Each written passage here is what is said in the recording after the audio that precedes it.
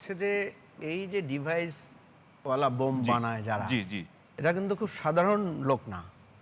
এবং আমরা যদি দেখি, এটা আমরা একটা যারা possibility।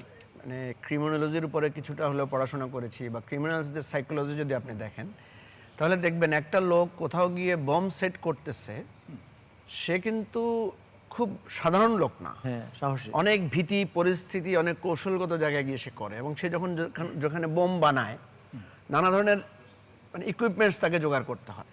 সো গোয়েন্দারা কিন্তু চেষ্টা করলে এই নেটওয়ার্ক বের করতে পারবে। একটা ক্রিমিনালস যদি সিঙ্গেল ক্রিমিনালস হয়, তাকেও হয়তো আপনি ট্রেস করতে পারেন না, কিন্তু সে যখন অনেক কিছু নেটওয়ার্কের মধ্যে থাকে তখন আপনি তাকে ট্রেস করাটা সহজ হয়। এই জায়গা থেকে কোনো কারণ নাই আমাদের গোয়েন্দারা এটা খুঁজে বের করতে। সো এটা যদি বের করতে না পারে, ওইটা হচ্ছে সবচেয়ে বেশি ভয়ঙ্কর ব্যাপার। ওইটা সবচেয়ে যখনই বেশি ভয়ঙ্কর। ওইটা পুলিশ বের করবে না, যখনই এটাকে নিয়ে নানা ধরনের রাজনীতি করার চেষ্টা করবে, তখন আপনি ধরে নিতে পারেন নিশ্চিন্ত যে এটার পেছনে অনেক গভীর হ্যাঁ, যে কোনো তারা ভূত আছে। ইনভলভমেন্ট আছে।